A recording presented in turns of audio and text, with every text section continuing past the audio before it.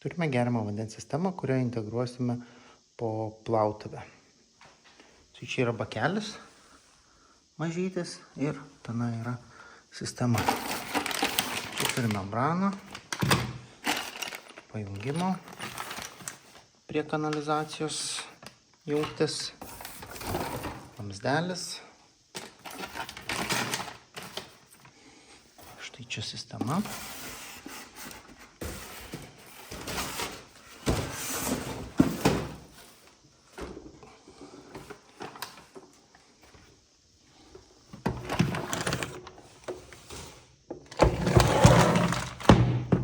Sistema yra kompaktiška, 10 cm storio, ilgio 40 į aukštį ir pločio 33 cm.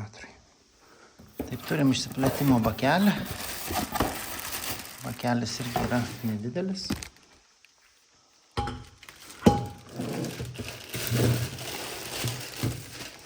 Čia yra pajungimo vieta, 1/4 jungtis. Čia yra ventilis.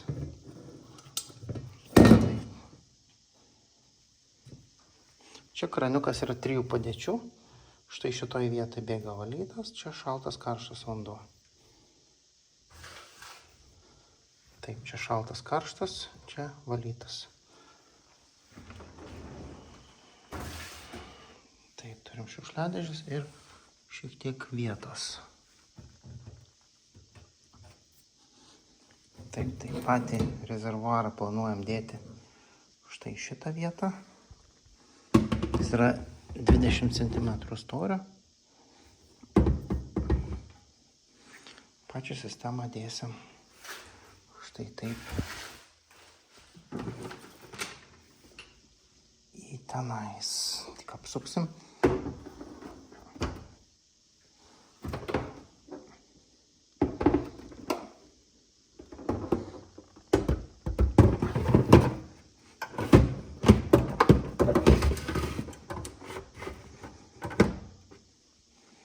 Va, prašau, ir tilpo mūsų sistema.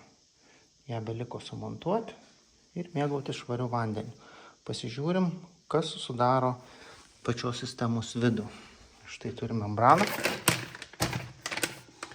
firminį aquafiltrą, 100 galonų.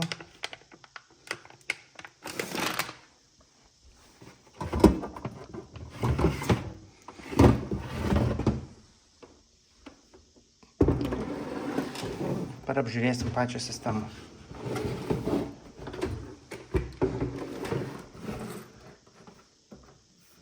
Štai čia turim daug pajungimų. 1, 2, 3, 4, 5.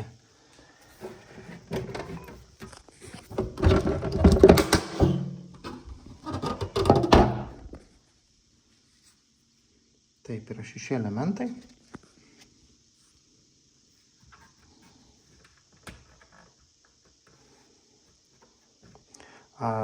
Vienoje vietoje yra vandens padavimas, kitoje vietoje yra vandens išėjimas, kitoje vietoje yra valytas vanduo, kitoje mineralizuotas vanduo ir čia yra išsiplėtimo bakelis.